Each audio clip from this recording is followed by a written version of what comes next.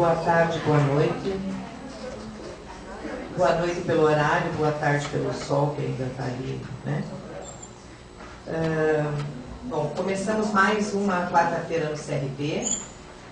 Nosso tema neste mês é Desafios para a Psicologia na Saúde Mental. E o subtema de hoje é Formação de Redes, Matriciamento e Interdisciplinaridade na Saúde Mental. Temos duas convidadas, uma psicóloga e uma socióloga, a psicóloga Cristiane Honório Benitiquizes e a socióloga Carmen Regina Ribeiro.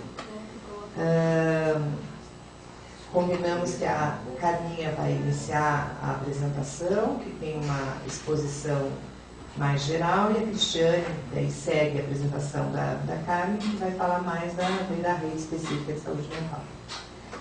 A Cristiane Benitiquizes, ela é psicóloga formada pela Universidade Federal do Paraná, é especialista em gestão de recursos humanos, especialista em saúde mental comunitária e é coordenadora municipal de saúde mental de Curitiba.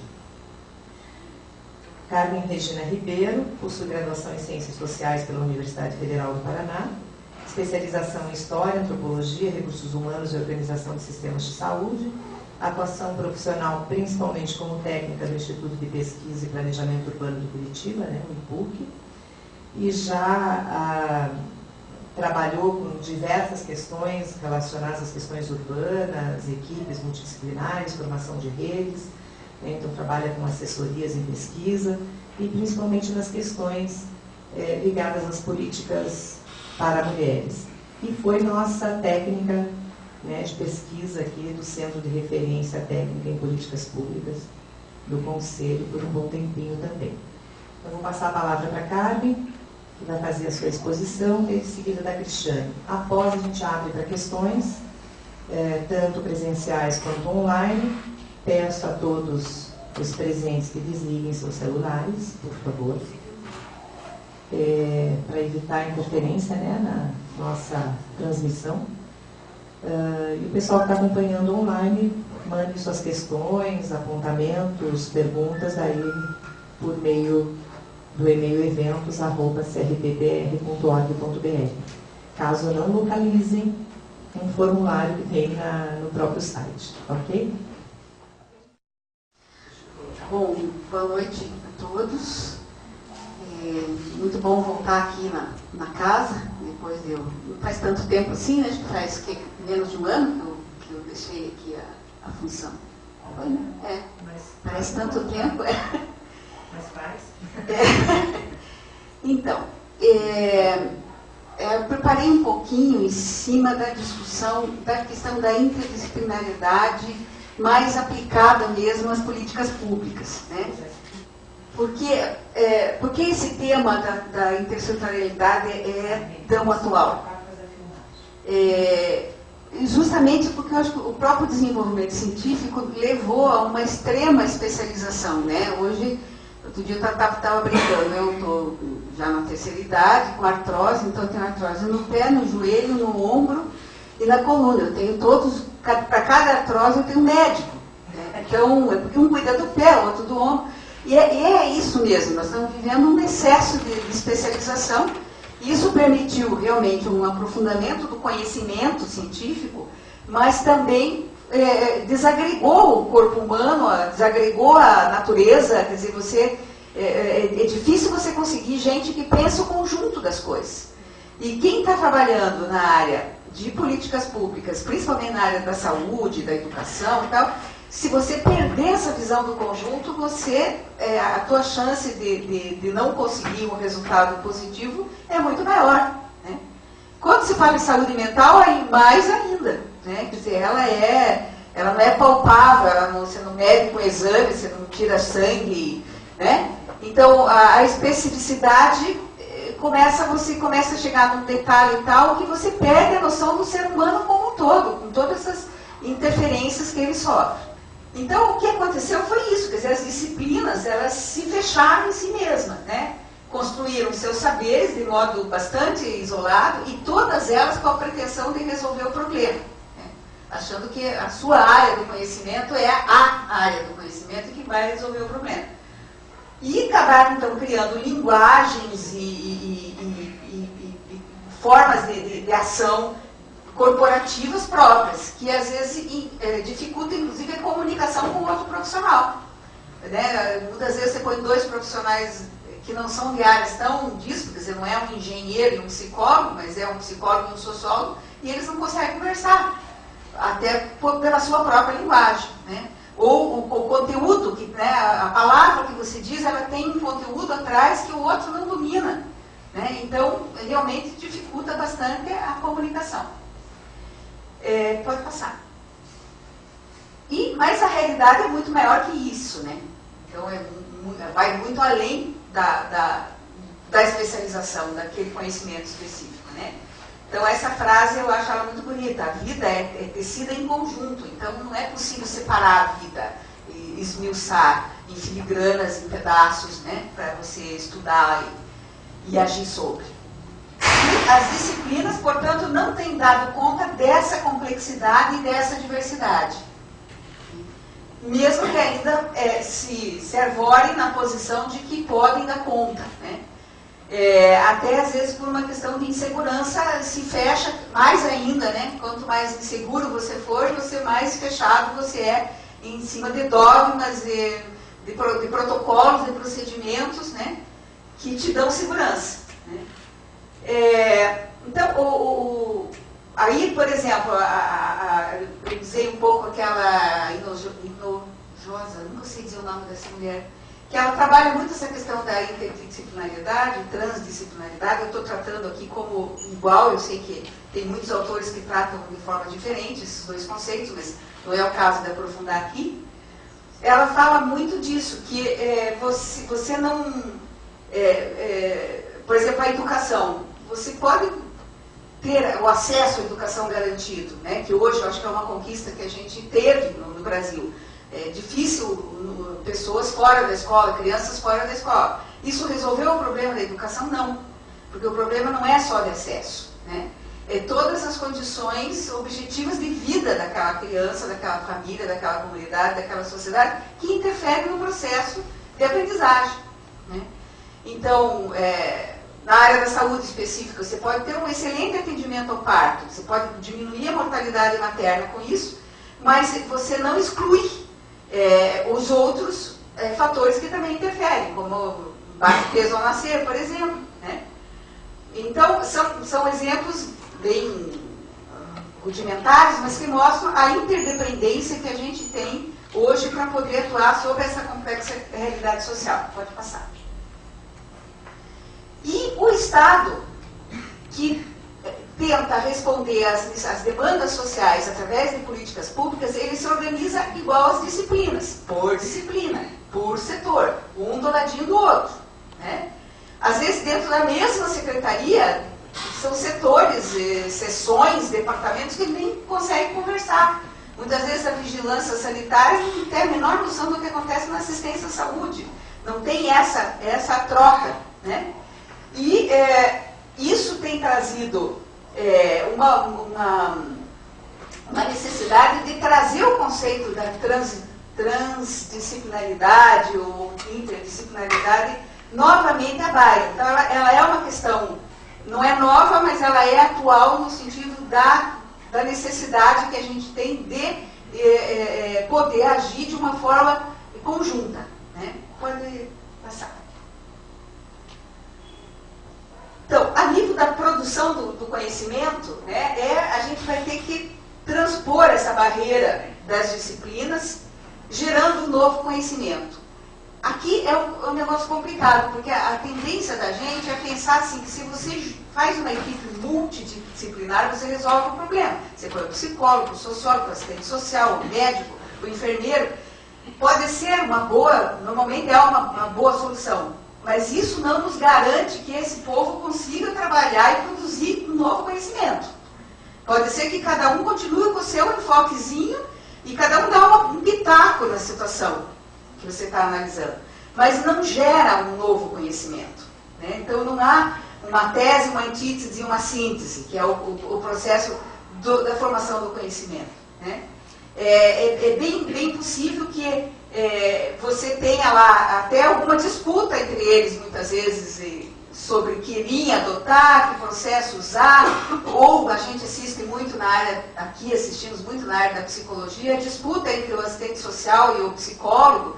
Ah, não, eu não vou fazer não vou aplicar esse questionário, isso aqui, porque socioeconômico, isso aqui não é coisa de psicólogo, é coisa de assistente social.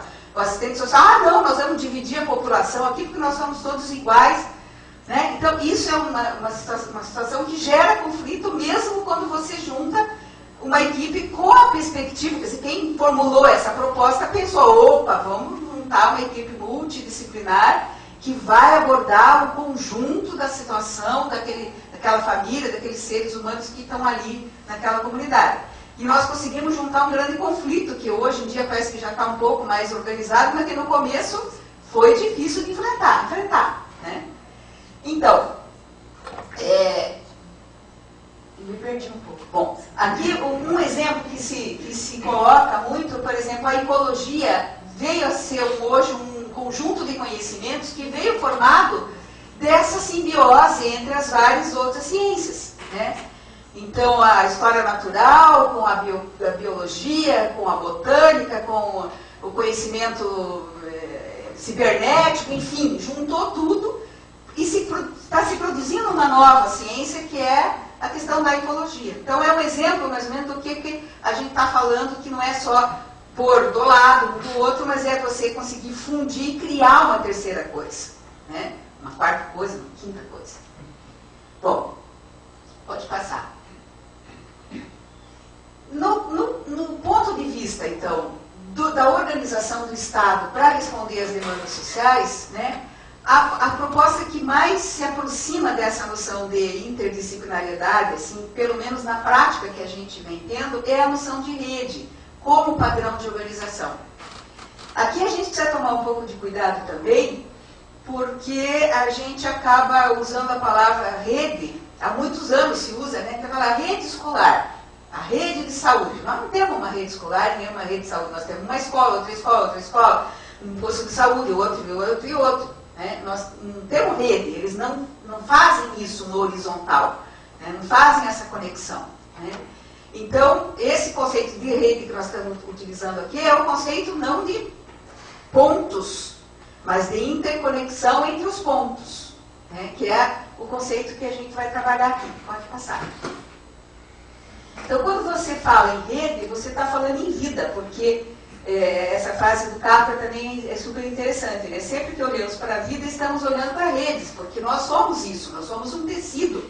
Né? Nós somos, desde o ponto de vista biológico até o ponto de vista social, nós nos constituímos em redes. Né? Redes neurais, né? Se você pudesse fotografar, né? Fotografando os neurônios nossos, nós temos isso. Esses são pontos que se interconectam o tempo todo. Né? A rede de proteínas de uma célula, e assim vai, pode passar a rede na web. Né? Então a gente tem, nos vários aspectos da vida, nós temos a vida organizada como rede.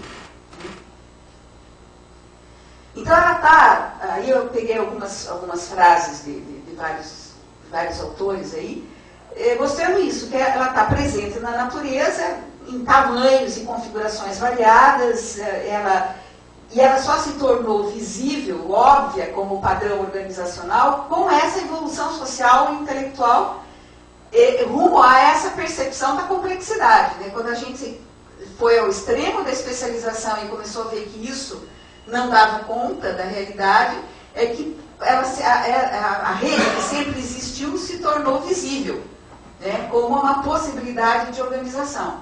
Pode passar. Então, um outro autor aqui, o Euclides, que inclusive é aqui do Paraná, coloca isso. Uma rede é um sistema de nós e elos capazes de organizar pessoas e instituições de forma igualitária e democrática em torno de um objetivo comum. Uma articulação entre diversas unidades que, por meio de certas ligações, trocam elementos entre si, fortalecem, se reproduzem. Então, essa dinâmica de rede, ela nunca para, ela não existe uma rede fotografada em um determinado momento. Segundo depois, ela já está diferente, ela já tem outras conexões. Né? Pode passar.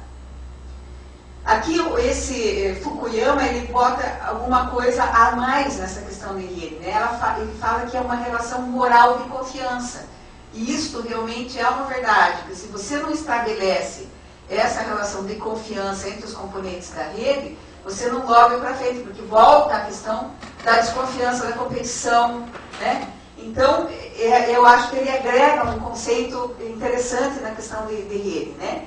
E que ele diz assim, que é uma rede, é uma relação moral de confiança, uma rede é um grupo de agentes individuais que têm em comum normas ou valores, além daqueles necessários para transações habituais de mercado.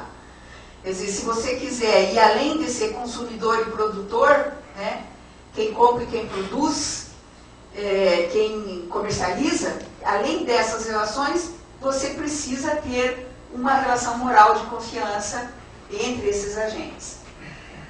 O Cássio Martim fala que é uma forma de organização democrática constituída de elementos autônomos, interligados de maneira horizontal que cooperam entre si.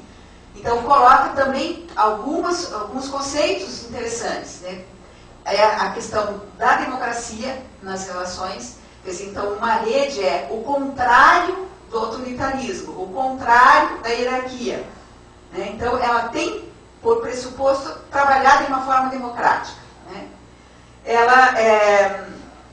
Você tem vários tipos de redes aí, né? Você pode organizar uma rede a partir de um tema. Então, você pode ter gente aqui, no Afeganistão, na Alemanha, tal, que se organizam e estão em contato, normalmente através da internet, de ferramentas mais modernas e tal, em cima de um tema, que pode ser um problema político, uma determinada luta, alguma coisa que justifica a organização em torno da qual esses atores todos se aglutinam, né? Então, normalmente é uma ideia, um mote, um motivo que organiza essas pessoas, né?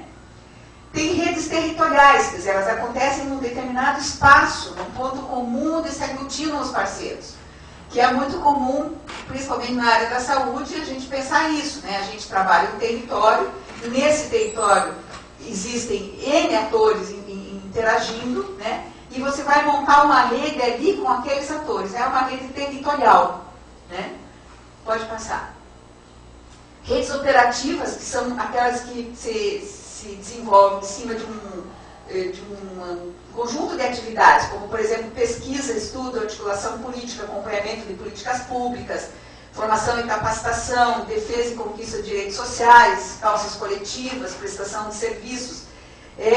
São redes que têm como objetivo, às vezes, um objetivo bem delimitado, em que você interage para obter um determinado resultado de caráter mais imediato, né? Redes de informação, normalmente pela vinculação de notícias, intercâmbio de conhecimento e tal, normalmente utilizando as tecnologias de comunicação e informação mais modernas.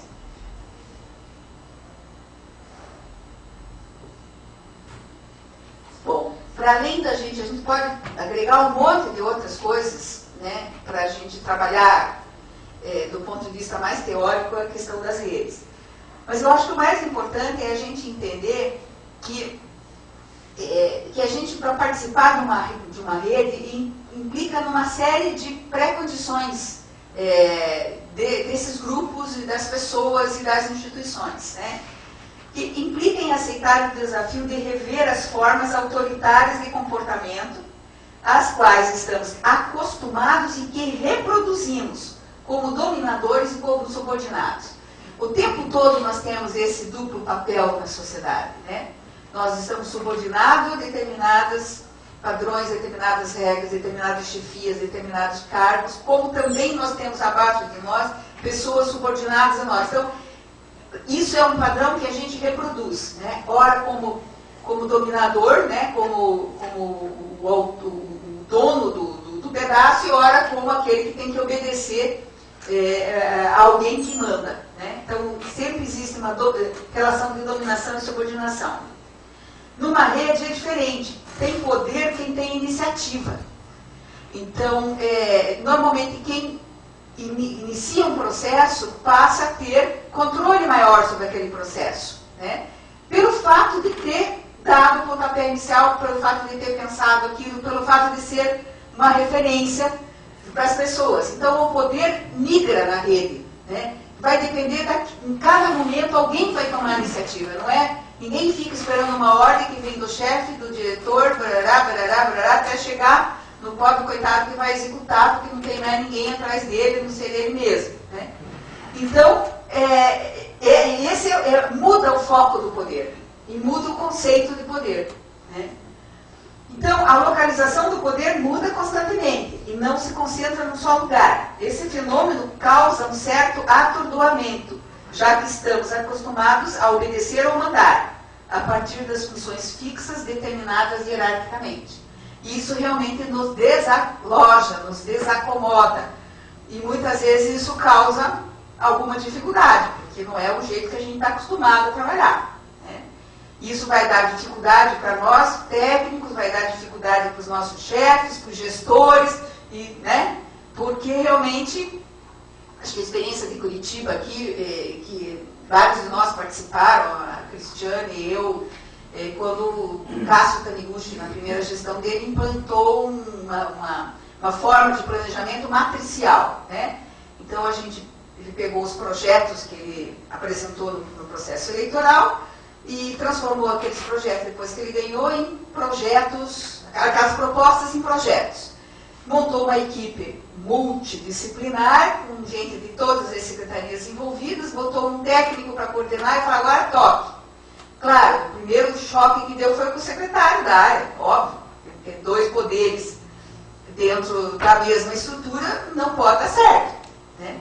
Então foi um sofrimento danado, porque ele achou que era uma boa ideia, e era uma ideia brilhante, mas esqueceu de combinar com os russos, né, como é aquela história. Então, aí, a coisa foi complicada, né, porque a gente não está acostumado a trabalhar assim. E isso, imediatamente, a primeira reação do secretário é o coordenador técnico passa a ser um competidor junto, ele vai tomar espaço junto, né. Não é por maldade, por nada, é a regra, é assim que se trabalha, né, é assim que se relaciona. Bom, nós não estamos acostumados também a decidir e a compartilhar, né? Nós sempre somos mandados a fazer alguma coisa, né? E dificilmente nós compartilhamos o que fazemos, né? Não temos o hábito de conviver com diversos focos de poder, atuando simultaneamente e de forma independente, compartilhando objetivos comuns numa só estrutura. Sempre queremos ter o conforto de uma instância central que tome as iniciativas, decida e assuma as responsabilidades, né? É muito mais fácil quando você é mandado, não. Tipo assim, eu fabrico a bomba, quem solta não é o meu departamento, né? Mais ou menos isso. Pode passar.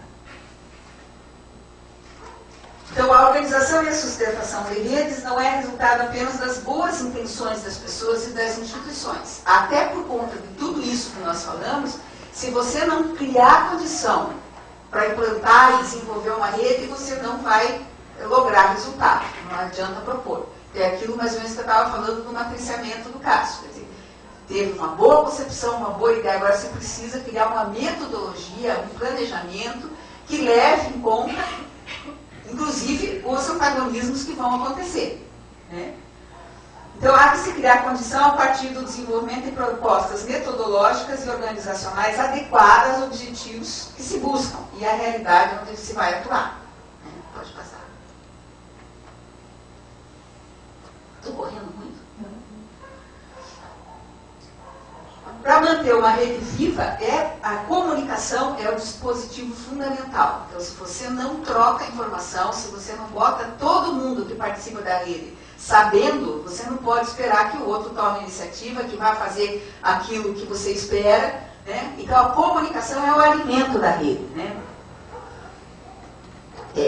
Sua função, mais do que transportar significados de um lugar a outro, é a de organizar a ação da rede. A comunicação na rede, assim, como na dinâmica social, ela é estruturante. É ela que estrutura a rede, né? Aquilo que você consegue comunicar e circular é que dá estrutura para a rede. À medida que você corta a comunicação, você corta a rede, corta o braço da rede. Bom, como é que a gente faz isso, né?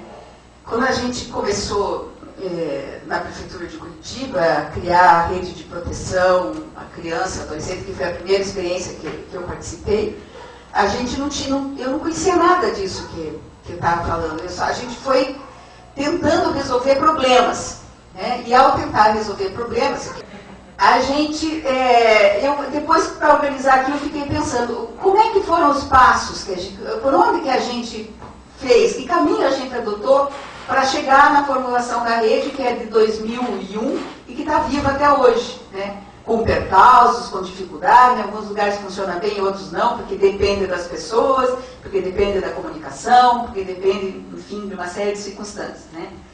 Mas, enfim, primeiro é preciso você ter bem claro quais são os objetivos e os interesses comuns entre os indivíduos e as instituições. Se isso não estiver bem claro, você não organiza uma rede, porque o princípio básico dela é a mobilização em torno de um objetivo comum. Então, qual é esse objetivo? Isso tem que ficar muito claro, muito explícito, né? Eu tenho que saber quem é meu parceiro para desenvolver aquele, porque senão eu não monto a rede, eu continuo sozinha, né? Quem mais está comigo nesse empreendimento? E até mais, quem está comigo, quem está contra mim? Isso também é importante a gente saber. Porque a gente vai ter que ter uma estratégia de agir também com aqueles que vão estar contra. E às vezes, boa parte do trabalho da gente é criar estratégia realmente para diluir, para convencer, para trazer, para diminuir o nível de atrito, né? Então é importante você ter essa noção. Quem é a favor, quem é contra, quem está comigo, quem não está comigo. Não nesse sentido de quem está comigo é meu amigo, quem não está comigo não é meu amigo, mas é no sentido de dizer quem está a favor dessa ideia e quem está contra essa ideia. Quem não entendeu ainda essa ideia ou quem é, por princípio, contra. Que também tem isso, né?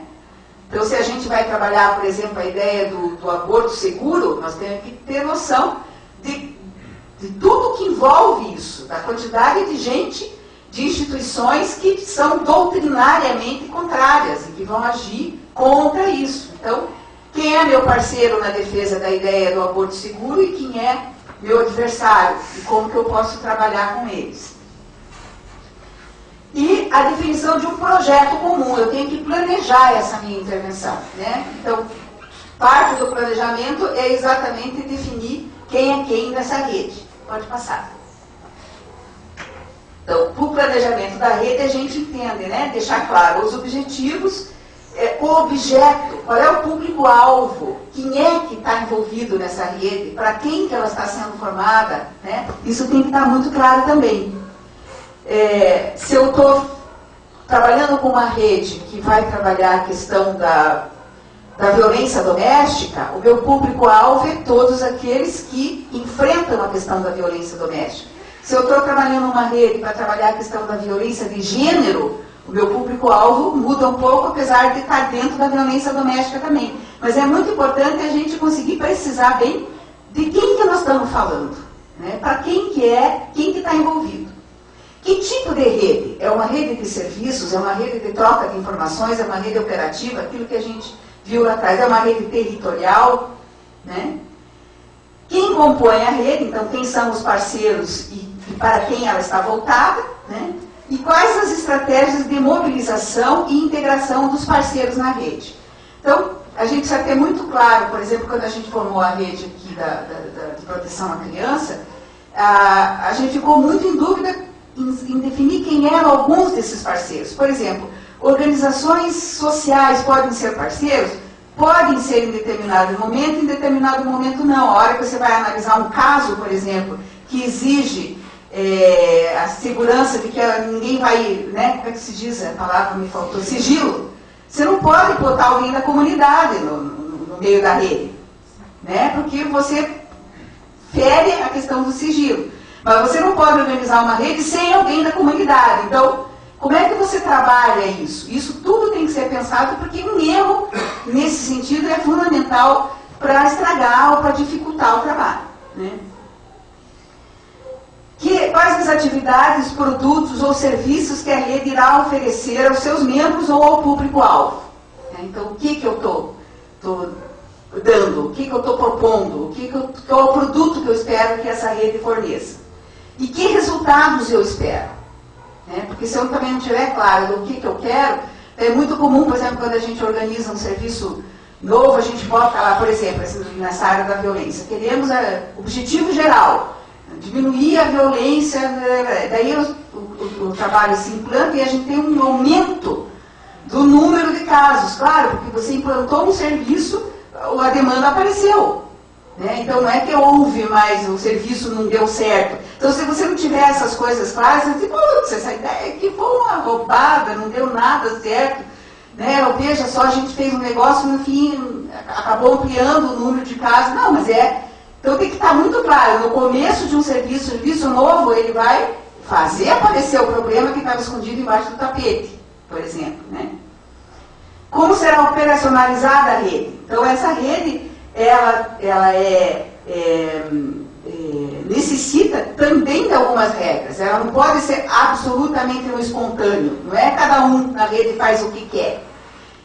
Todos têm que discutir o que vai ser feito. Então não tem imposição, mas tem que ter organização, né?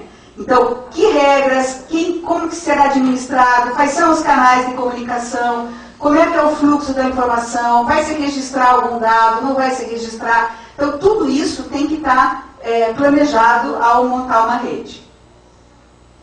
Que recursos eu preciso para operacionalizar essa rede, né? Não adianta também eu criar toda uma estrutura e depois eu constato que eu não tenho verba no orçamento para tocar aquilo. Tem coisas que nem tudo precisa de verba no orçamento, né? A gente montou a rede de proteção sem nenhum tostão a mais, só trabalhando com aquilo que já existia, porque era uma proposta nova de como fazer. Ninguém inaugurou, cortou fita para inaugurar nada, né? Porque era um jeito, uma nova dinâmica de fazer, mas tem certas coisas que precisam de recursos, né? Então, quais são as fontes de recurso e como serão avaliados os resultados? Então, se você conseguir dar uma passada por tudo isso, você tem maior garantia de que a tua proposta de formação de uma rede dê certo. Basicamente era isso que eu tinha para trazer. Não sei, fico aberta a perguntas de vocês e podemos nos estender mais ou menos dependendo daquilo que vocês quiserem aprofundar.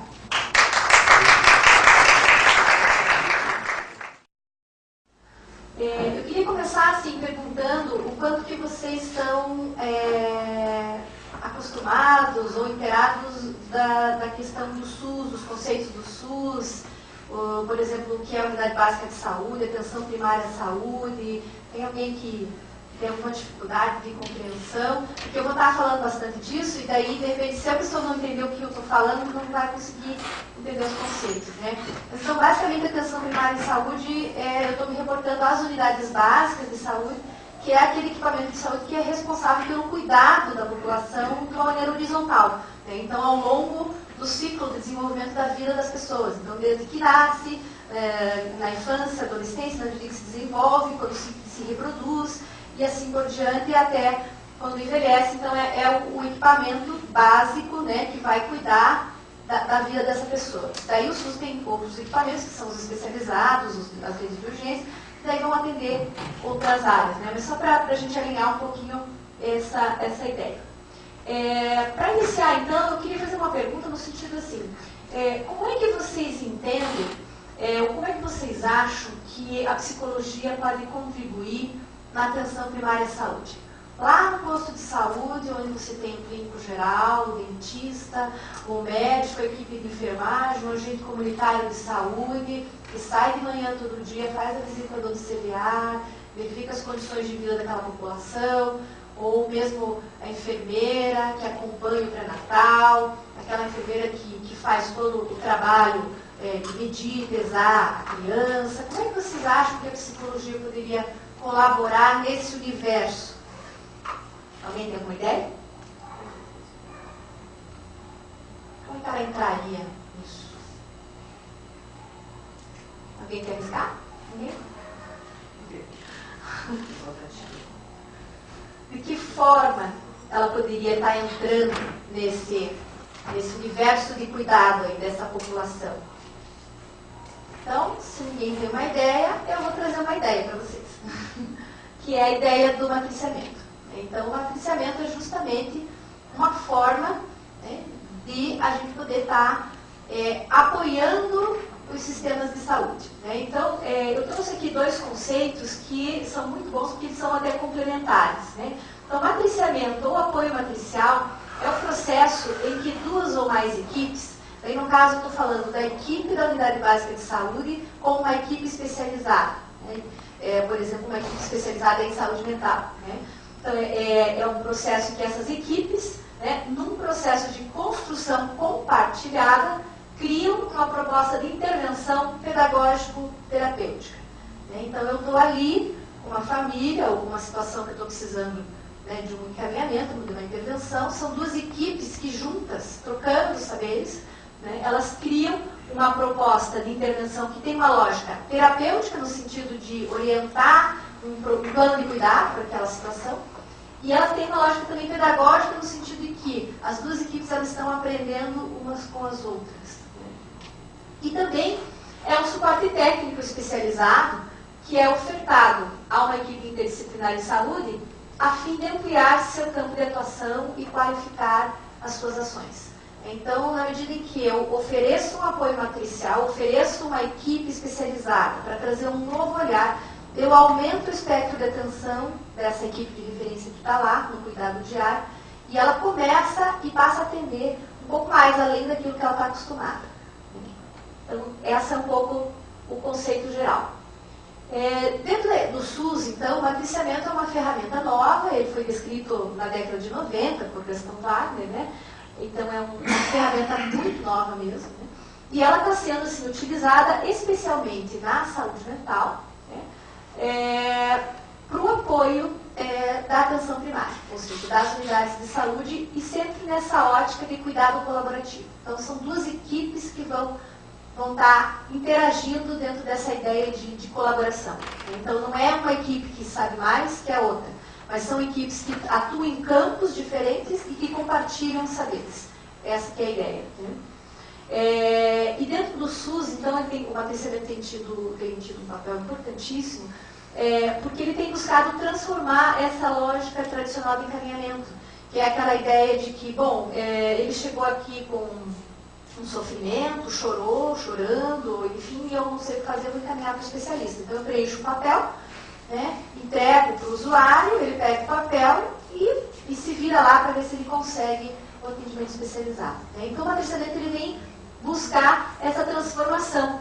Né? Então, superar essa lógica tradicional, que é desse encaminhamento onde eu não estou implicada, né? Numa ação mais horizontal, que integra componentes e seus saberes nos diferentes níveis assistenciais. A gente já vai ver como é que isso funciona. Né? Tem algumas coisas que são importantes, assim, matriciamento é retaguarda especializada da assistência.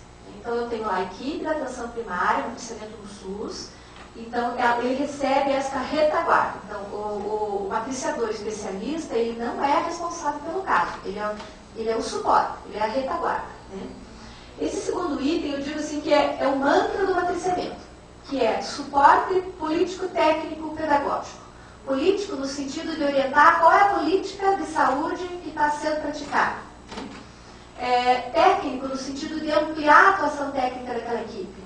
Então, quando eu especialista, sugiro uma atuação, mas você já tentou por esse caminho ou por aquele outro, você está ali dando um suporte técnico para aquela equipe. Né? E sempre pedagógico, que tem sempre o objetivo de você estar ensinando e aumentando esse espectro de atenção. Então, quando eu lido com um caso, esse caso pode se multiplicar para tantos outros. Quando eu aprendo a manejar uma depressão na unidade básica de saúde, eu posso ampliar o espectro de atenção e eu consigo manejar N outras que também estão ali sob meus cuidados, né, e então podem receber a mesma intervenção que eu tive ali no suporte matricial. Então, sempre quando você tem dúvida da questão do matriciamento, você sempre faz uma pergunta. Ele é técnico-pedagógico? Se é matriciamento. Então, o matriciamento também é apoio para a integração da atenção primária em saúde com a atenção especializada, através de vínculo interpessoal formando rede. São dois campos que são muito difíceis de você fazer comunicação. O especialista, ele tem uma linguagem própria, ele tem um olhar próprio, né? A atenção primária também tem toda uma lógica de trabalho, com ferramentas diferentes, e fazer essa comunicação não é fácil. Colocar dois campos diferentes para conversar não é fácil, né? Então, você colocar o psiquiatra, muitas vezes, para dialogar com o clínico ou com o auxiliar de enfermagem que está ali dispensando a medicação, não é uma coisa assim. Então, o matriciamento, ele propõe fazer essa intermediação, né, para que você melhore a comunicação entre a atenção primária e a atenção especializada. Matriciamento também é apoio institucional no processo de construção coletiva de projetos terapêuticos singulares. E a saúde mental, ela usa muito esse conceito de projetos terapêuticos singulares. Deixou de ser individual, porque individual se reportava apenas um indivíduo, e muitas vezes o projeto terapêutico, ele envolve também a comunidade, intervenções no social. Muitas vezes o projeto terapêutico é para uma família, daí não é só para o indivíduo, é para aquela família, ou às vezes para um território, né? Então, a saúde mental substituiu a ideia de plano terapêutico individual por singular, porque daí você engloba o contexto social, né? Então, o matriciamento, nesse sentido, ele apoia a construção coletiva de projetos terapêuticos ou para abordagem compartilhada do usuário ou da família nos casos mais complexos. Então, muitas vezes, os problemas que chegam na atenção primária, eles vêm de uma forma bastante complicada, né? Então, você tem ali o sintoma misturado com a vulnerabilidade social, misturado com uma série de questões ali que você precisa de várias intervenções. Não é uma só que vai dar conta, não é uma pessoa só, né? Então, você precisa sentar com uma equipe e poder construir esse processo, né? O que nós vamos propor para melhorar a condição de vida dessa pessoa, dessa família que a gente está atendendo, né? Então, o matriciamento, ele é muito útil dentro dessa ideia, de construir de maneira colaborativa esse plano terapêutico, né? E também é suporte para a unidade básica de saúde, implementar ações e implementar intervenções psicossociais específicas da atenção primária e manejadas por ela.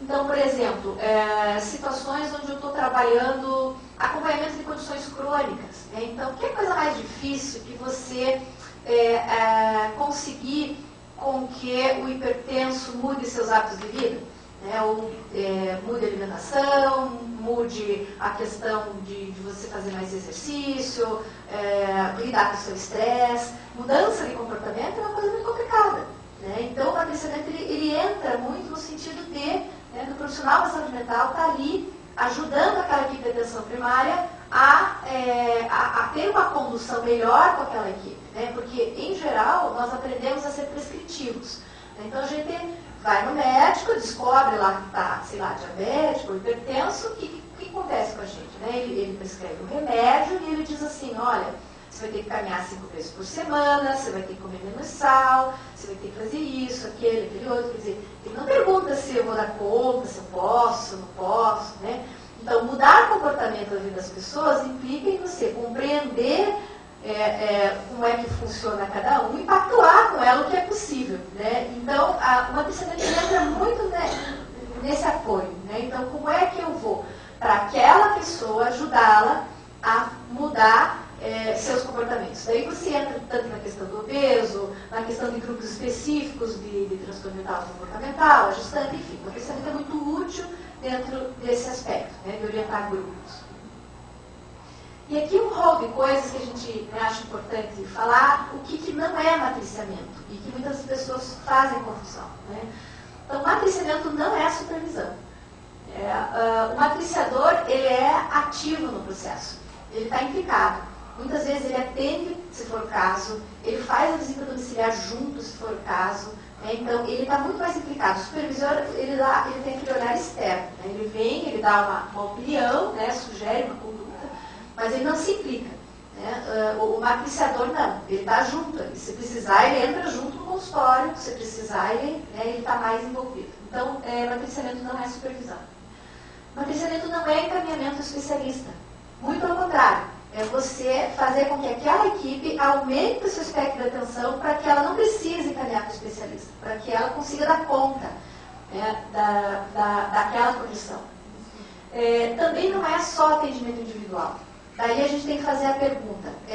O atendimento individual, ele foi pedagógico? Às vezes daí é matriciamento. Né? Então, se eu faço um atendimento individual como matriciadora e chamo aqui para discutir qual foi a impressão que eu tive, o que eu concluí daquele atendimento, isso pode ser matriciamento. Né?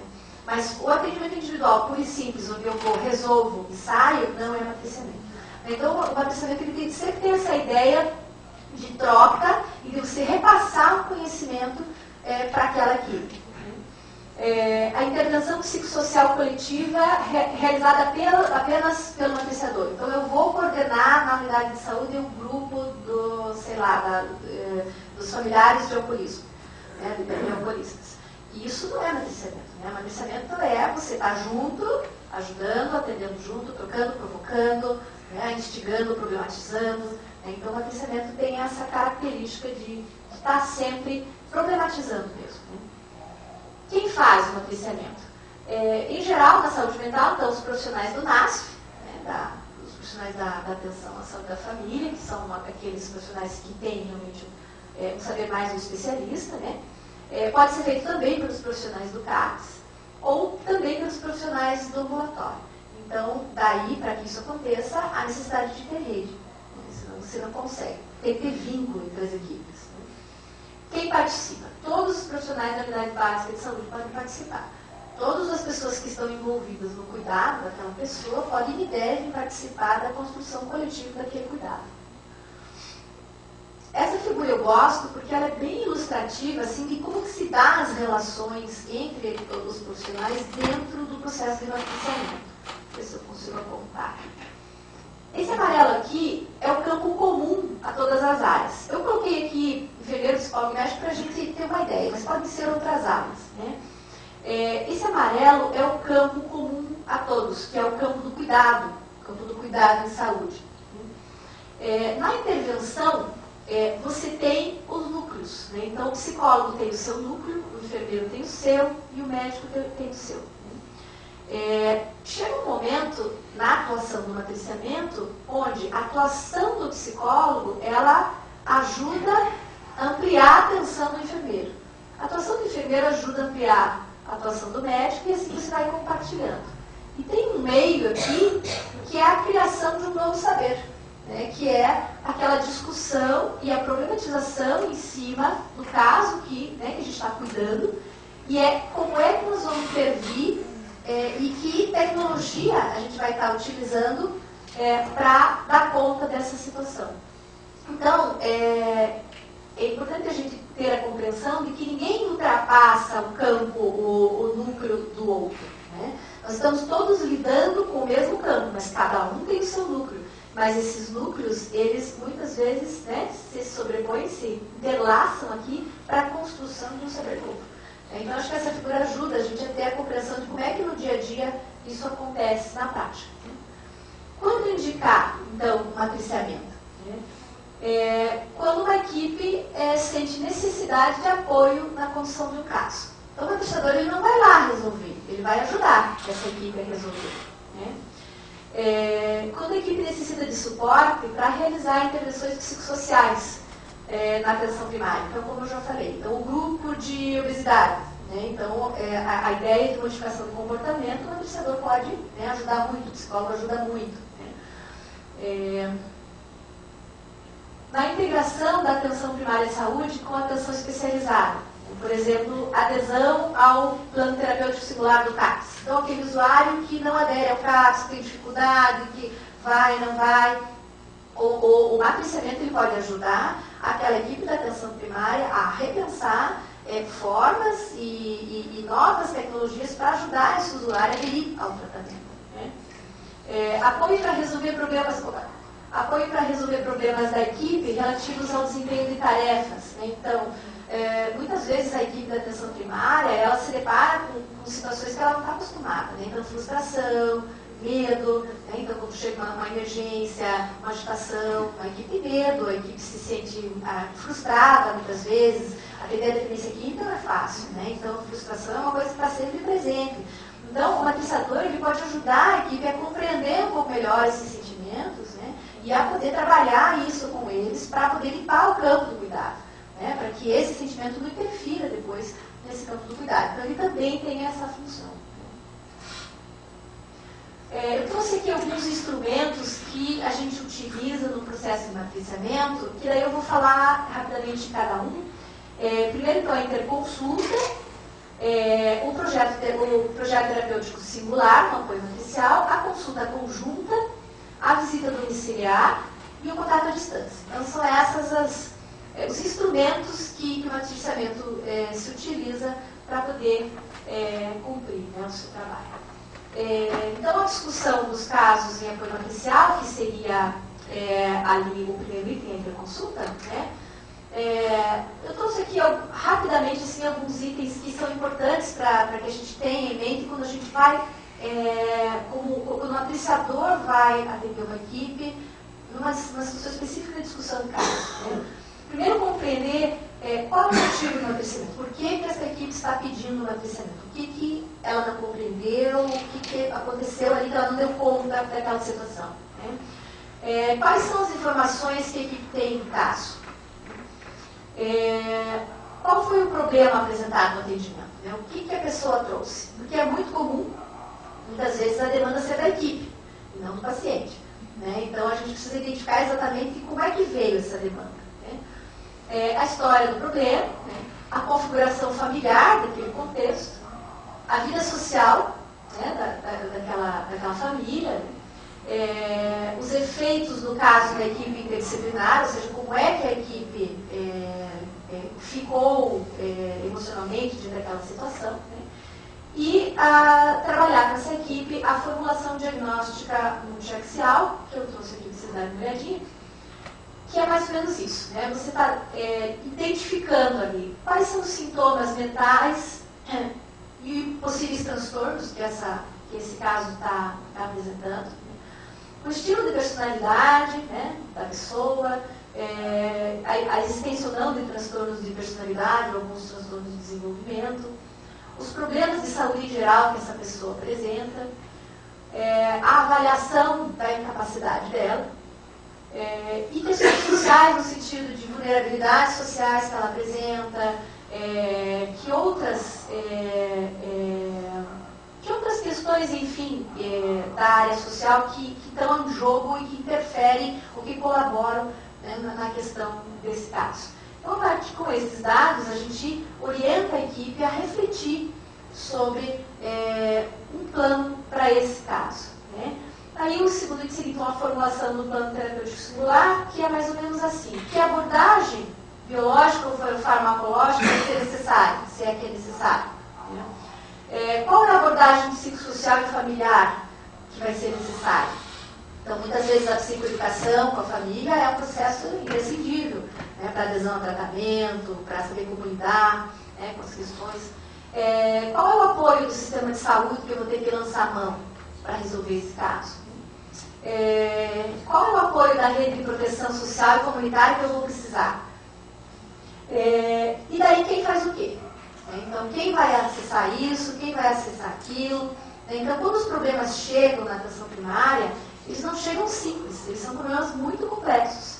E eles exigem intervenções complexas. Então, não é uma conduta, uma saída, uma solução. Então, é uma série de questões que a gente vai ter que avaliar e discutir qual é o encaminhamento que a gente vai dar e quem é que vai fazer e quem vai ficar responsável por esse encaminhamento. Então, isso é o que se espera dentro de um trabalho entre uma equipe matricial e uma equipe de referência, né, que seria a equipe da atenção primária. E você também compartilha, delega as atribuições muito dentro daquela ideia, Carminha, que você trouxe. Eu acho que é um trabalho bem horizontal, né? Então, por exemplo, se eu fiquei responsável por acionar a rede de proteção social, porque eu identifiquei que tem uma criança com vulnerabilidade social, eu não preciso perguntar para o meu chefe lá da posição se eu posso falar com a moça, né, do CRAS, porque ela tem que estar empoderada para fazer isso. Né? Então, é essa ideia muito horizontal que o matriciamento requer. Né? Então, a gente identificou que você tem que lançar mão, né, de uma situação, eu fiquei responsável por isso, eu tenho que ir lá e fazer, e eu tenho que ter poder para fazer isso. Né? Então, acho que essa ideia o matriciamento traz. O atendimento compartilhado, que muitas vezes é necessário, daí o especialista, o psicólogo, ou no caso o psiquiatra, ele entra no consultório junto e atende conjuntamente, claro, com o consentimento do paciente, né? Então ele tem o objetivo de complementar, elucidar aspectos da situação de cuidado em andamento que fujam do entendimento da atenção primária, né, ajudando a traçar o plano terapêutico. Então, muitas vezes, a equipe acaba não identificando algumas situações, até porque também, né, não é muito aquele campo dela. Então, a entrada, muitas vezes, do matriciador junto no atendimento, ela acaba trazendo novos elementos para poder melhorar a proposta de plano terapêutico. Aquilo que eu falei, né, então, que deve combinar elementos de atenção com características pedagógicas. Então, quando o psiquiatra entra no consultório junto com o clínico geral, claro que ele vai ajudar a orientar a conduta terapêutica, mas ele sempre tem que pensar no cunho pedagógico. Ele sempre tem que estar provocando a equipe para refletir, tanto na questão da abordagem, da investigação, né, sempre uma ideia, né, de estar trazendo alguma contribuição. E daí, então, eu coloquei ali que o bom matriciador, ele dialoga, ele solicita informações para a equipe e, principalmente, pergunta opinião sobre condutas, instigando a equipe a raciocinar e a se corresponsabilizar. O mais comum dentro de uma equipe de atenção primária é assim, chega uma situação claramente de saúde mental, o que a equipe fala? Volte na segunda que o psicólogo só vem na segunda. Então, a ideia é justamente isso, se empoderar a equipe da atenção primária para que ela possa, né, fazer a intervenção. Né? Então, e o matriciador ele é só um apoio. A visita domiciliar conjunta, que ela é indicada, então, nos casos de pacientes que não deambulam, que se recusam a realizar tratamento, e nos casos de maior complexidade, quando você precisa, às vezes, pescar alguma informação. Então, fizemos a discussão, estamos lá trabalhando no plano terapêutico singular e ainda falta alguma coisa. Às vezes, a visita domiciliar ela é muito elucidativa, até para você entender e compreender como é que vive aquela família, né, quais são as relações que acontecem ali. Então, ela é uma ferramenta importante que ajuda a contribuir. Mas daí, sempre dentro dessa ideia pedagógica. Né? Então, não é um matriciador que vai lá na casa sozinho descobrir o que acontece lá. Não, vai com a equipe e faz uma discussão depois em cima, né, do que foi observado. O contato à distância, que também é previsto. Né? Então, o matriciador ele pode também ajudar essa equipe de referência à distância. Só que para isso tem que ter duas situações. Primeiro, tem que ter vínculo, né, entre esse matriciador e a equipe. E a disponibilidade também. O matriciador ele não é um plantonista, né, que você fica online ali o tempo todo, né, não sei o que fazer, vou ligar. Né? Mas tem que ter um combinado aí, né, de qual é a disponibilidade dessa pessoa em ajudar a equipe da atenção primária numa situação que realmente ela chegou ali e não sabe o que fazer. Né? E a questão dos registros aí tem que ser adaptado a essa questão da orientação à distância. Né? Eu coloquei alguns desafios só. Eu acho que assim, a gente podia ficar até amanhã falando dos desafios. Né? Eu coloquei só alguns para a gente poder pensar.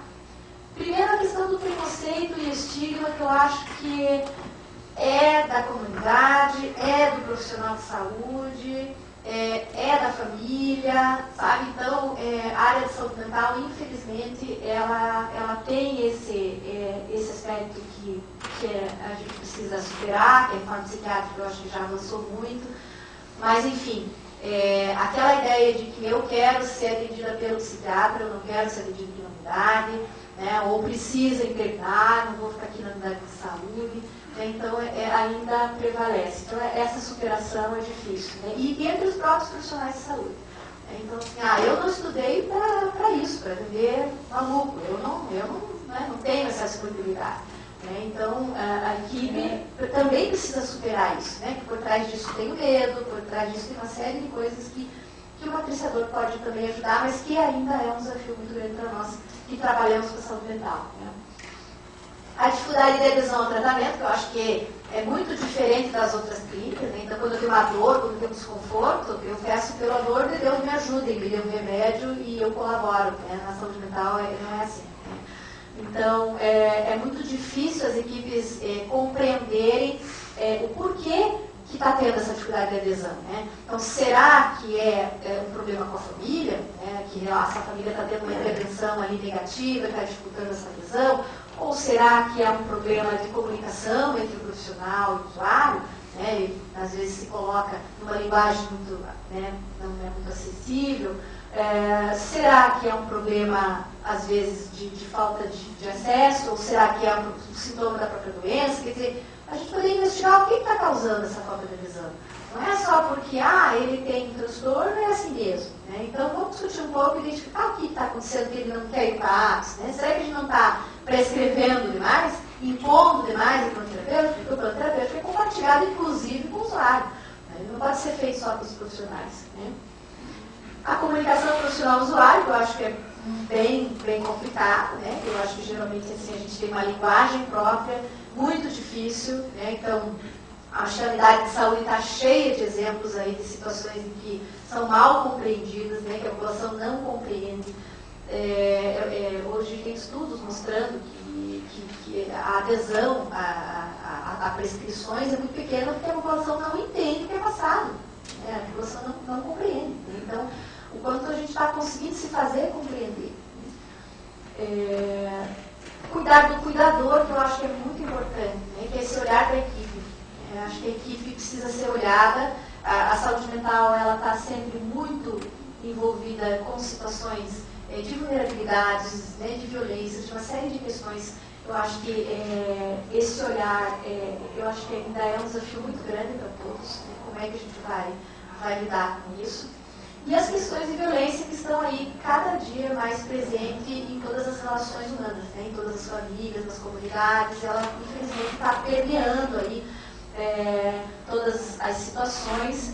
E é um desafio muito grande para nós entrar naqueles grupos familiares e estar trabalhando uma nova forma de comportamento, uma nova forma de estar lidando com isso, né? Então, eu coloquei alguns aí, mas eu acho que a gente poderia elencar uma série de desafios do matriciamento, né? Eu acho que assim, é uma ferramenta muito nova, ainda não é muito bem aceita, mas eu acho que a gente tem tido ganhos muito grandes com esse trabalho. A gente já vem experimentando isso há muito tempo. E acho assim, que ela está começando na saúde mental e, na minha opinião, como a saúde mental muitas vezes ela tem sido pioneira em muitas áreas, eu acho que isso deve se reproduzir para todas as outras áreas da saúde pública. Bom, gente, então, rapidamente, era isso. Estou deixando aí meus contatos. Se vocês quiserem depois contar uma ideia, perguntas, a gente está aí à disposição. Obrigada.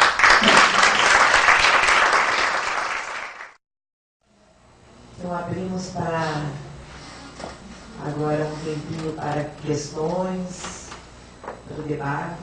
O pessoal online mandar por e-mail, os presentes aqui, levantem a mão para levar o microfone para que o pessoal que está acompanhando online possa ouvir a pergunta. Bom, boa noite em primeiro lugar. Acho que a proposição é bastante complementar entre as duas. Como a Cristiane está aqui. Inúmeras perguntas e questões vão surgir aí. Mas, para começar, uma pergunta bem objetiva. Como é que está estruturado o processo de matriciamento aqui no município de Curitiba?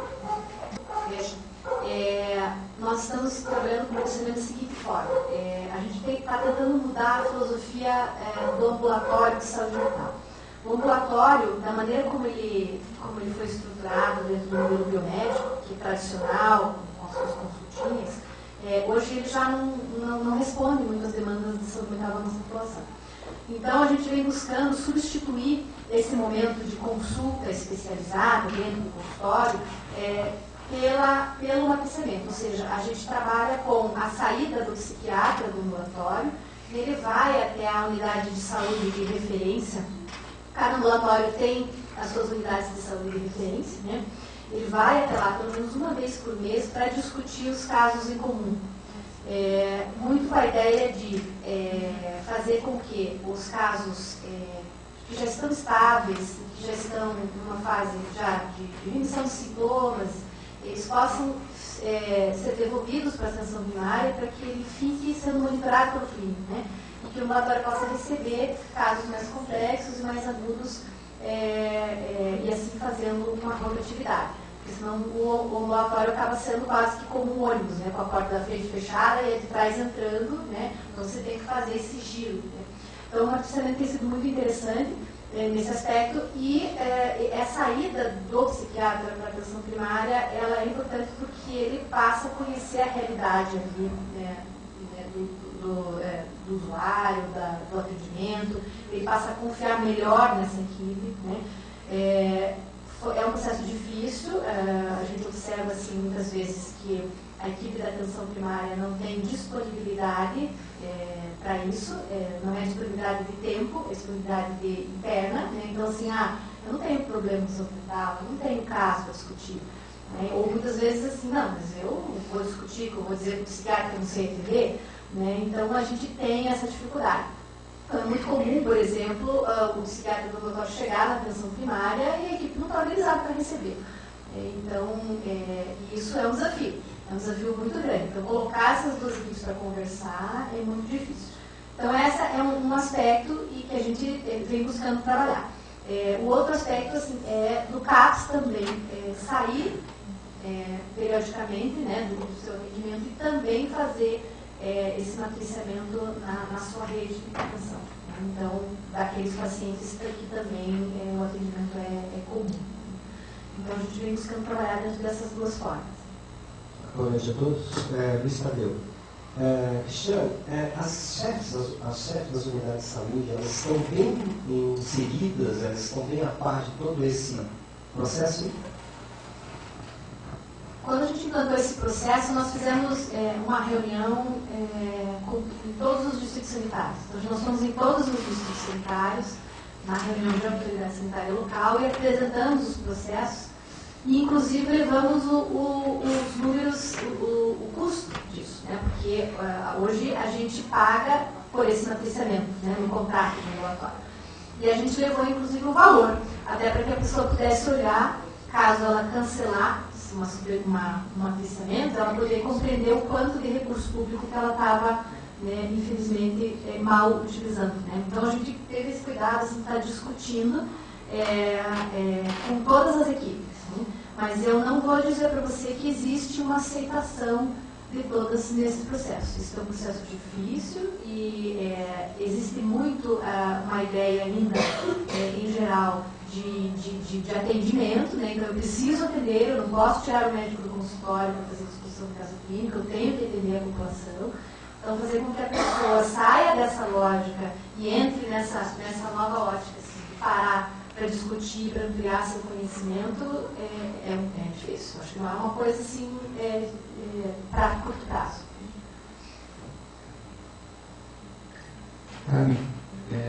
Mário, você colocou aí a experiência que vocês tiveram em um determinado governo, numa tentativa de fazer alguma coisa em rede. Como é que, dentro da tradição brasileira, né, de um governo hierarquizado, da informação estanquizada, a gente pode conseguir chegar lá na ponta, trabalhando em rede, sem que haja uma mudança, não é nem para trás, né, nessa forma de pensamento, né, porque eu não imagino um funcionamento que ele seja de um jeito dentro da estrutura estatal e lá na ponta ele consiga fazer essa rede funcionar dessa maneira em que a democracia, a informação correndo livre é fundamental.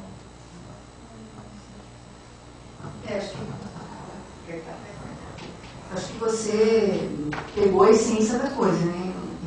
Realmente, a experiência, por exemplo, que eu estava falando do governo do Cássio, ele, para mim, um dos pontos que dificultou é porque ele ficou um matriciamento, uma tentativa de multissetorial no nível de cúpula.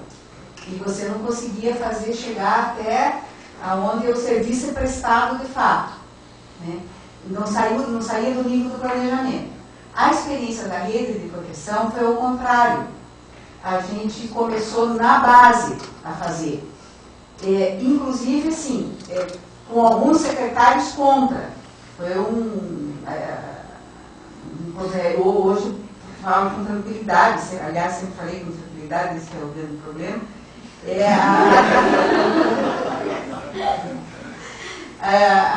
A secretária da Ação Social, na época, que é esposa do Cássio Taniguchi, era uma das pessoas que mais dificultou a nossa vida para implantar.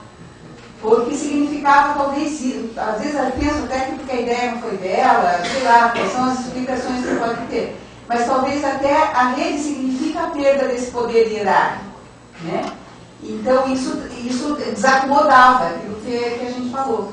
Mas como a gente teve a sorte de ter o apoio de pelo menos 2 secretários chaves, que foi o secretário da Saúde na época e da Educação, que tinham 2 redes enormes, né, na mão, eles deixaram a gente trabalhar na época. Né? A revelia isso não chegava na superestrutura do governo municipal. Né? Mas é um desafio mesmo. Daí a sorte que a gente teve também foi que as pessoas compraram a ideia. Então a gente fez uma rede na saliva, a gente fez, sabe, no convencimento mesmo. Mas isso é essencial, você convencer o cidadão que está lá na base. Então, esse trabalho que a Cristina estava falando, né, que eu acho que é fantástico, você tem que pensar de forma lógica como você faz as coisas acontecer. Você não vai ter uma consulta com um psiquiatra por semana para todo mundo que precisa. Você tem que achar, dentro da política pública, uma alternativa de universalizar e sem perder a qualidade. Mas você tem que combinar com os russos, isso que é. Esse que é o problema, entendeu? Por exemplo, eu sou assim, atraio esse tipo de problema. Já tive 1000 percalços aqui com a Cristiane na área de saúde mental, com casos concretos, né? E daí na prática é que você vai ver como é que a coisa funciona. Agora eu estou tendo em Colombo, então mudou de município, você viu o livro de mim. Porque o clínico não quer prescrever, não quer atender casos de saúde mental. E ele é obrigado, mas daí ele desconta em quem? Ele desconta no usuário, né, que vai lá e apanha no clínico. Ele corta remédio, ele acha que é demais, porque ele não foi capacitado, ele não foi dito, talvez nem dito para ele como é que ele tinha que fazer. Então, é complicado, e se você não conseguir fazer essa informação chegar lá naquele que presta o serviço, não adianta ter um bom planejamento. Eu já estou na fase de contar causos, né? Então a idade já permite. Então, eu me lembro quando a gente fez a primeira planta de unidade de saúde, que lá no PUC, a gente fez um estudo super detalhado da Vila São Pedro, que era uma unidade, quando foi a primeira unidade de atenção primária de saúde. Então a gente estudou por onde é que davam as pessoas dentro da unidade, desenhando uma plantinha, davam por aqui, os documentos seguiam por aqui. Aí o arquiteto pegou tudo aquilo e fez uma planta linda, maravilhosa. A primeira vez que nós fomos visitar uma unidade que já estava construída, entregue para a equipe, eu cheguei e não consegui entender. E tinha uma sala que era para dentro da unidade, da planta velha, hoje ela nem existe mais, mas a primeira planta era assim, que era para a sala de vacina, ficava dentro da unidade, sem luz direta, porque a vacina não pode pegar luz direta. Nós chegamos lá, estava a sala de vacina com uma luz desse tamanho, dentro, e eles fazendo curativo. E a sala de vacina virou a sala que dava para o sol, daí toda a janela pintada de branco. Então ninguém disse para a equipe por que daquilo. Entregaram um monte de chave, um molho de chave para o chefe da equipe e disse, agora você organize. Né? E o cara organizou, pôs uma lâmpada desse tamanho, onde ele achou que tinha que ser o curativo, e pintou a janela de branco para onde tinha que pôs a vacina. Então, eu falei, gente, mas olha, né, quanto estudo, quanta coisa, mas a gente não contou para eles como é que é a coisa. Então, isso me preocupa muito, porque capacitação em saúde, ela é diária. A equipe muda todo dia, os protocolos mudam, né? Quer dizer, se você não adianta dizer, capacitei a minha equipe, uma vez a cada 2 anos, não capacitou, né? Então, eu acho que isso que você falou é muito verdadeiro, né? Se você... Agora, quando você consegue fazer a coisa que a equipe compra, desmonta mais. Né? Porque a equipe aprende a trabalhar daquele jeito. Esse é um exemplo de como desenvolver cidadania, né? Quem tem sofrimento psíquico, você trabalhar junto com a pessoa para reivindicar seus direitos. Se ela não dá conta de sozinha, né? A empregadora ajuda. Eu sou a primeira interessada, né? Porque se ela fica doente, eu também exatamente. Que são graves os problemas mesmo, e é muito difícil a comunicação desse tipo de paciente com a equipe. Normalmente dá problema. Cristiane, na sua opinião, o que é ideal ou falta para o ideal aqui na rede de Curitiba? Professor, eu não sei se a gente pode falar em termos de ideal, mas eu acho assim que tem um componente que eu sempre coloco, assim, que tem sido bem complicado, que é a formação dos profissionais, sabe? Eu acho que isso para nós tem sido um complicador muito grande. A grande maioria dos profissionais de saúde, eles saem da universidade sabendo muito pouco da política de saúde mental, do SUS, e assim, eu acho assim que, dada hoje a prevalência do transtorno mental, hoje até nós discutimos com o Estado, que o Estado está trabalhando, inclusive, as planilhas de prevalência. A gente hoje estima assim, que em torno de 12% da população hoje é acometida por algum tipo de transtorno. Né? 9% transtorno simples e 3% severo e persistente. Isso somado a aproximadamente 15% dependentes de álcool e outras drogas. Né? Então, se você colocar isso na ponta do lápis, é muita gente. Né? Então, o profissional que hoje ele opta pela carreira da saúde, ele não pode mais se dar o luxo de dizer que não vai atender saúde mental.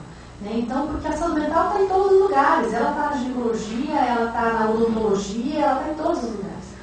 E, infelizmente, a nossa formação, a formação dos nossos profissionais, isso eu falo de todas as áreas, não só da medicina, né? Ela ainda é muito precária na área da saúde mental. As pessoas ainda têm a compreensão de que o transtorno mental, o sofrimento psíquico é para o psicólogo.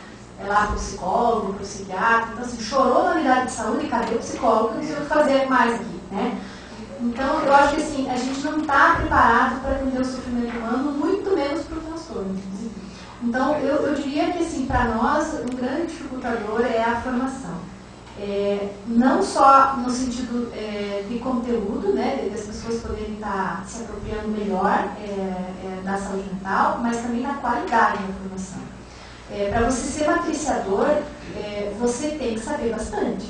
Eu sempre digo assim, que dentro do consultório do psicólogo, qualquer coisa que você faça ali, você está aprendendo. Você não tem ali uma crítica, né? Você pode fazer qualquer coisa que você pode chamar de psicoterapia. Agora, no matriciamento, você está ali com a equipe da unidade de saúde, você tem que sustentar o saber. E muitas vezes você tem que explicar para a equipe, não é bem assim. E tem que dizer para o clínico da unidade de saúde que ele, infelizmente, não está correto na sua condução, que você tem que ser preparado. E a gente hoje encontra muito pouca gente nesse preparo. Infelizmente, na área da psicologia, a gente muitas vezes tem que formar de novo em muitos aspectos. E não só na psicologia, eu acho que todas. Né? Então, na minha opinião, a formação das pessoas. As pessoas saem da universidade com um modelo prescritivo. Né? Então, eu vou dizer para você como é que você tem que lidar com a sua condição de saúde e você vai ter que me atender. Então, é essa relação profissional-paciente. Enquanto a gente não tiver uma formação diferente, né, que trabalhe dentro de uma ideia muito mais, né, de acolhimento, né, de entrevista motivacional, onde você possa compreender a situação daquele cidadão, o que é possível. Né. Uma situação assim, muito comum o usuário de químico chegar nos nossos serviços, no CAPS, aquele usuário com muito uso, que está lá usando muita pedra de crack, que está numa condição muito ruim. De cara, a gente já propõe para ele uma intervenção. Não, você tem que vir todos os dias. Mas a gente não pergunta para ele se ele tem essa disponibilidade de vir todos os dias. Então, a gente não põe na balança a necessidade com a disponibilidade. A gente não aprende a fazer isso. A gente aprende a dizer para ele o que ele tem que fazer. E isso dificulta muito a nossa comunicação com a população. Então, essa pactuação, esse contrato que você tem que fazer com o usuário, a partir do que ele espera, do que ele dá conta. Né? Então, isso é um desafio. Eu sempre fico um pouco na dúvida com relação ao atendimento à saúde mental antes que ela se torne assim, uma coisa grave, né?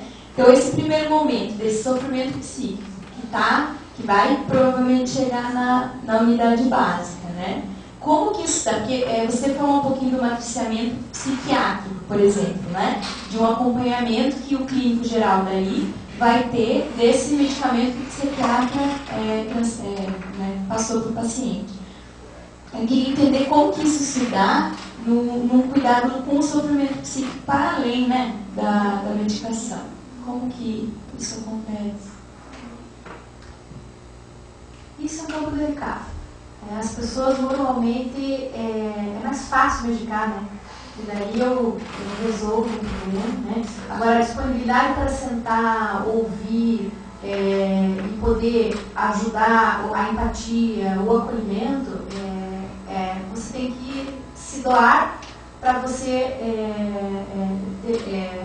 enfim, conseguir minimamente ter algum tipo de resultado, né?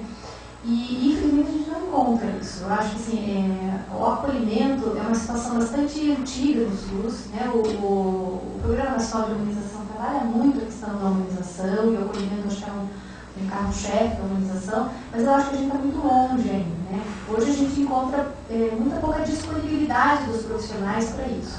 É quase que uma prevenção primária, né? De você estar fazendo um acolhimento e acho, na minha opinião, que essas pessoas que chegam na atenção primária com esse tipo de característica que você está trazendo, que são os mais leves, os distúrbios ansiosos, as depressões leves, para mim, no meu ponto de vista, são os que têm o pior atendimento. Porque, enfim, o dependente químico, o psicótico, você tem toda uma rede, você tem todo, né, um protocolo de atenção. Agora, essa situação, muitas vezes, ela nem é diagnosticada. Né? Então, a quantidade, por exemplo, de situações que chegam na atenção primária disfarçadas de condições clínicas é muito grande. Né? Então, tem uma pesquisa da tese de mestrado do Dr. Dirceu Zorzeto, que até eu ganhei uma dele de presente, que ele fez uma pesquisa em uma unidade de saúde nossa, aqui do Boa Vista, onde ele pesquisou só a dor.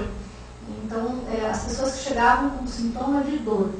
E ele chegou a um resultado próximo de 30% daquelas pessoas que chegaram só com sintoma de dor nas unidades básicas de saúde tinham um quadro depressivo maior, que não eram diagnosticadas.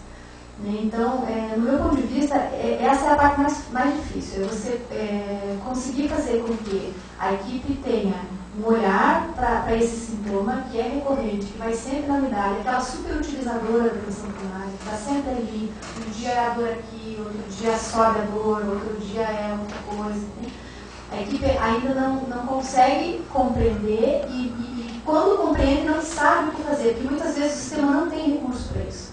Né? Então, dentro dessa ideia de você trabalhar mudanças de hábitos de vida, né? Então lidar com isso, aprender, ensinar a população a lidar com condições de estresse, ensinar a população a melhorar a sua alimentação, a fazer higiene do sono, a ter hábitos de exercícios físicos, que hoje, internacionalmente, são os eixos principais para você lidar com a maioria das condições crônicas, seja diabetes, hipertensão, depressão, transtornos ansiosos, quer dizer, hoje esses eixos são os carros-chefes. Então, fazer com que a população adquira esses hábitos é muito complexo, muito difícil. Eu queria perguntar, só mais aprofundar um pouco essa questão, porque eu entendo que na base o acolhimento seria, digamos, a grande função ali, né? O que eu fico ainda em dúvida é que entre o acolhimento e uma situação grave mesmo, né? Tipo, para onde essa pessoa iria? Existe algo previsto para isso? Porque assim, por exemplo, o acolhimento, a enfermagem pode fazer, o agente de saúde pode fazer, né? Mas um acompanhamento mais especializado disso, né? Aonde seria? Porque também não vai para um CAPS, uma coisa, né? Então, essa é uma discussão grande, assim, né? Que seriam talvez aquelas pessoas que... Tem algumas pessoas que se beneficiariam, por exemplo, com grupos de convivência. Tem algumas pessoas que podem se beneficiar com psicoterapia. Então, assim, você teria que estar identificando, né, o que seria melhor. As psicoterapias hoje, elas estão mais ou menos, elas estão hoje proporcionadas dentro dos ambulatórios de saúde mental. Com a nova RAPS agora do Ministério da Saúde, que é a Rede de Atenção Psicossocial, o Ministério lançou a RAPS nova, agora em 2012, que é a nova rede, não está contemplado nem o ambulatório, nem o hospital-dia e nem o hospital psiquiátrico. Então, são os 3 equipamentos do sistema de saúde que deixam de fazer parte da rede de saúde mental. A gente consegue compreender que o hospital psiquiátrico vai ser substituído, sim, pelo hospital geral. A gente consegue compreender que o hospital-dia ele é um modelo muito antigo e que ele hoje é totalmente substituído pelo CAPS. Mas a gente ainda tem uma problematização, uma discussão com o Ministério da Saúde com relação ao atendimento ambulatorial. A gente ainda acha que ele tem um espaço e ele não tem um substituto correspondente para essas situações que você coloca. Que é aquelas situações que você tem um sofrimento psíquico, você tem situações que você precisa do apoio psicológico, que na atenção primária você não consegue, né? Então, a gente vem discutindo, quando nós formulamos a RAPS de Curitiba, no começo do ano, a gente disse para o Ministério da Saúde assim, o ambulatório nós não vamos pôr em discussão. Esse a gente não vai o hospital psiquiátrico a gente discute, o hospital dia a gente discute, mas o ambulatório não. Enquanto a gente não tiver a plena certeza de que vai ter um espaço para essas pessoas, ele vai ainda Curitiba continuar existindo e a gente vai continuar financiando. O Ministério começou já a repensar essas questões e ele agora vai lançar um substituto do ambulatório de saúde mental, que deve sair aí para o começo do ano, que é uma espécie de NASF3, que é um ambulatório onde você tem ali uma equipe matricial e que faz atendimento, seria mais ou menos assim, 20% da atuação da equipe matricial seria de atendimento especializado e 80% de matriciamento na atenção primária. Né? Então, que seria mais ou menos o substituto do ambulatório de saúde mental. Então, que a gente, daí sim, tem uma situação diferente, mas excluir o ambulatório, daí essa população ficaria sem atendimento, na minha opinião, né? Pelo menos na nossa opinião, a gente discutiu. Continuando, Cristiano, você sabe que eu sou conselheiro de saúde, né? Atuo como voluntário e hoje eu estava numa reunião lá no Simão Boa Vista, lá na subcomissão. E um dos itens foi a respeito de saúde mental do trabalhador. Existe um olhar, existe uma preocupação, algo está sendo feito, porque pelo caminhar, né, pelos dias, pelos anos que têm se passado, a gente observa que existe aí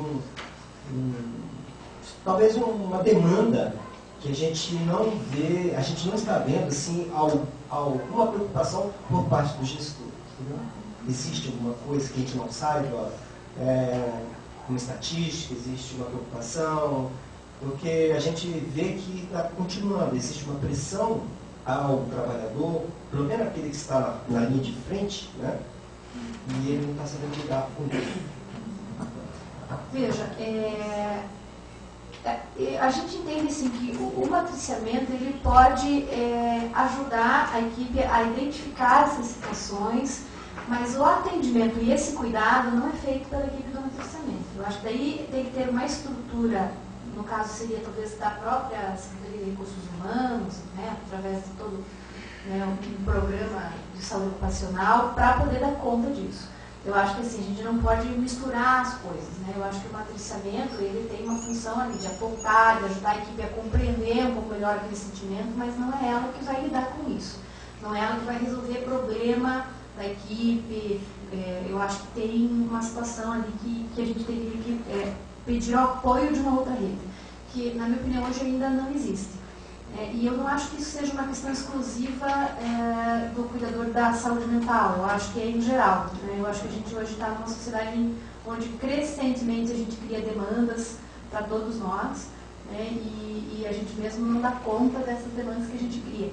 Então, esse nível de estresse que todos nós vivemos é uma situação global, né? Não é uma coisa só do profissional de saúde. Claro que o profissional de saúde tem, né, ele tem que também aprender a compreender os seus sentimentos para poder lidar melhor e não ter nenhum ruído ali na comunicação com o usuário. Mas eu acho que essa situação de estresse que você traz, para mim, é uma situação global. Eu acho que de todos nós. E daí cabe, do meu ponto de vista, aos setores aí de saúde ocupacional se preparar para ajudar as pessoas nesse aspecto, na minha opinião. Eu queria endossar essa questão levantada pelo Gustavo, porque realmente a gente vê esse estresse de todas as equipes, de todos os níveis, e é um problema de saúde mental que não é enfrentado por um serviço de saúde mental. Concordo com você, Cristiane, que tem que ser cuidado por uma outra rede que, pelo jeito, não existe ainda, mas que seria preciso existir. Agora, quando ela perguntou sobre os casos leves e você respondeu, eu acho que você não está falando dos casos leves. São casos não tão graves, mas que já exigem algum cuidado. Já não são tão leves assim, porque os casos de ansiedade, de problemas disfarçados de dor, disfarçados de problema de pele, esses não chegam como problemas emocionais. E muitas vezes esses problemas, na sua fase primária, eles sequer chegam no posto de saúde. Eles vão ter que ser identificados e atendidos fora. Então, quando você falou do trabalho junto, aliás, foi a Carminha que falou, junto do secretário de Educação, secretário de Saúde, e deveria ter junto o secretário de Ação Social, esse trabalho intersetorial em que você vai na comunidade, você vai na escola, já perceber esses problemas na sua fase mais inicial, seria uma forma de você diminuir a demanda desses casos mais graves que vão precisar de um psicólogo, de um psiquiatra. Acho que a discussão acaba caminhando para uma direção que eu acho que é fundamental da gente pensar o seguinte. Acho que já passou da hora da gente redefinir o conceito de saúde mental. A identificação de saúde mental com transtornos psiquiátricos maiores não contempla toda essa demanda reprimida, vamos chamar assim, ou dificultosa que a gente tem. E a fala de vocês é bastante complementar nessa direção. Quer dizer, nós estamos falando de rede de matriciamento, e aí quando você tinha que falar da problemática do profissional, nada mais do que reflexo e consequência de todo um processo de especialismo que todas as ciências vão ter, e isso indefinidamente, né, tanto da posição do psicólogo, quanto da posição do enfermeiro, quanto da posição do médico, só para ter uma ideia. E aí o grande desafio realmente do processo de matriciamento, que é uma lógica, que são dois na verdade, é o princípio de uma quebra de uma lógica tradicional.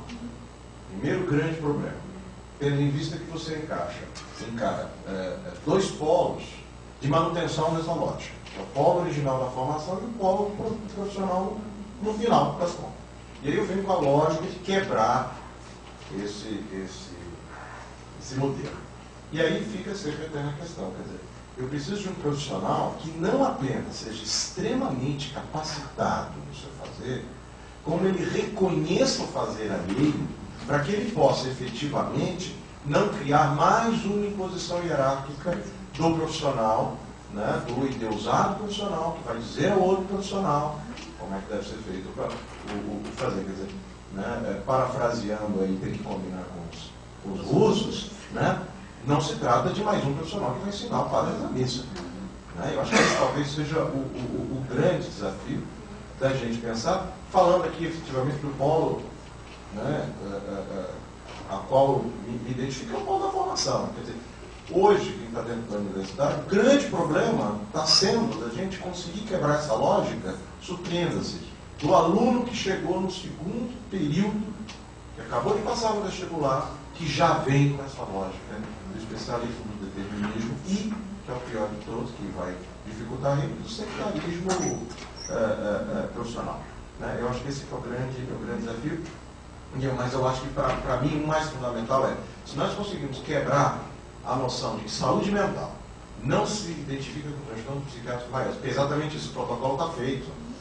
O usuário de crack, todo mundo identifica rapidamente o que fazer.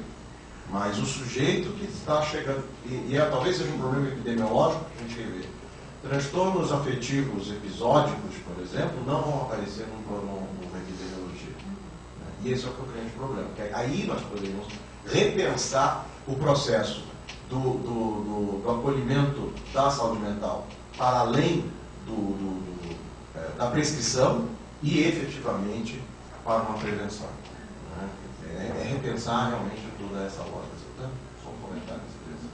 Nosso pessoal revolucionário, o que o cara acha que sabe e o que ele pensa que faz. Nenhuma das duas coisas serve. Nessa linha que acabou de ser colocada, é importante pensar o poder indutor da gestão pública, né? O que se traduz por um conceito, vontade política, de realmente que as coisas aconteçam. Né? Na medida em que, se tiver uma continuidade de política pública, com uma vontade determinada, essa resistência, que é grande, né, ela pode ser quebrada assim, dentro e aí é diálogo, porque vai ter que dialogar com a universidade, vai ter que dialogar internamente ao poder público. Né? Então, eu só queria acrescentar essa vontade política nisso tudo que foi muito bem colocado anteriormente. Eu acho que essa vontade política que se coloca é energia, né? Assim, sem ela nada acontece. Até porque, para você poder mudar esses processos, o gestor ele tem que bancar muitas coisas. Né? E se ele não bancar, as coisas não acontecem. Então, eu me lembro bem quando nós desmanchamos os nossos pronto-atendimentos de saúde mental. Curitiba tinha 2 pronto-socorros psiquiátricos, um norte e um sul, que era o Boa Vista e o Fazendinha. E aquilo para nós era um problema. Primeiro que a gente não tinha psiquiatra que iria atender lá, porque né, você ficava o tempo todo ali, era uma porta aberta. Rapidinho a população né, descobre que tem um psiquiatra ali disponível. Então, assim, 97% do que chegava era troca de receita, o sujeito que perdeu a consulta na unidade básica e daí ele não tinha mais o remédio, então ele tinha que ir lá né, para conseguir, briga de marido e mulher. Então, era 3% do que chegava era emergência. Né?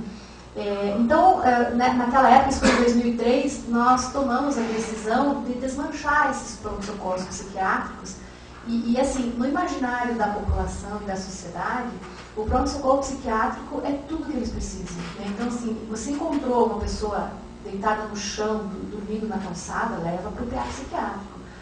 Tá meio esquisito, aprontou aqui no supermercado, leva para o pronto-socorro psiquiátrico. Então, no imaginário da população, o pronto-socorro psiquiátrico ele tem uma função importantíssima no sistema de saúde.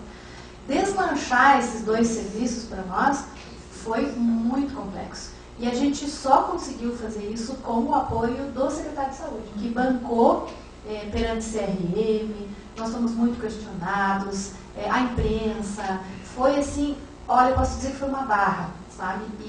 Mas a gente conseguiu firme, né, deslanchar e direcionar toda a emergência psiquiátrica para os 24 horas, junto com qualquer outra emergência. Né?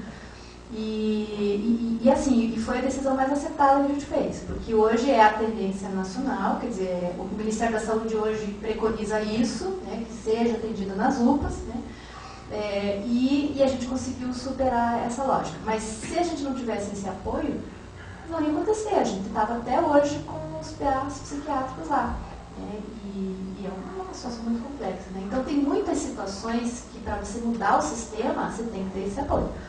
Porque muitas vezes você politicamente é antipático, a imprensa vai lá e detona, né? Então assim, o gestor nem sempre né, quer ficar com a sua imagem suja, né? Então você tem que ter muita clareza do modelo de cuidado que você quer para você bancar algumas questões, né? Então isso que eu acho que é bem difícil e entra bem dentro do que você está falando. Né?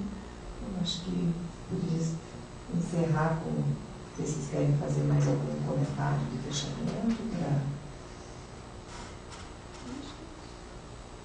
Tem mais alguma questão? Acho que tem muita coisa para a gente aprofundar a discussão, né, na sequência aí.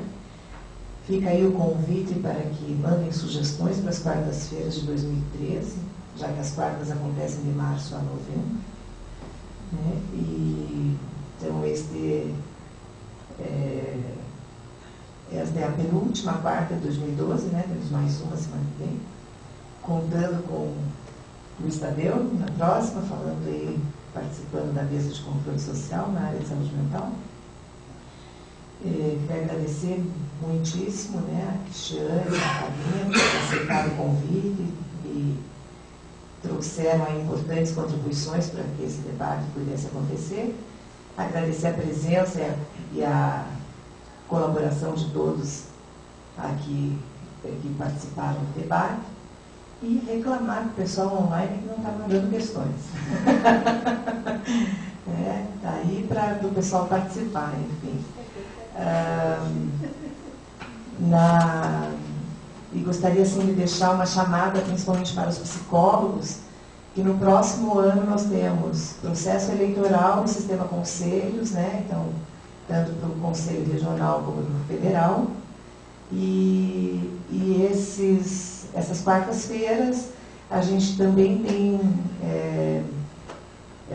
lembrado o pessoal para que pensem em teses daquilo que a gente quer para a política da psicologia no sistema conselho, já que daqui a pouco nós temos os pré-congressos da psicologia. O nosso congresso regional da psicologia acontece dias 12, 13 ou 13 e 14 de abril do próximo ano, e o congresso nacional da psicologia no dia 30, 31 de maio, 1º e 2 de junho do próximo ano. Então fica aí a chamada também para os psicólogos começarem a pensar o que querem para o sistema de conselhos de psicologia também. Aí mais uma vez então agradecer e a gente encerra então a nossa mesa de hoje. Fica o convite para vocês participarem semana que vem sobre controle social na área de saúde mental. Obrigada.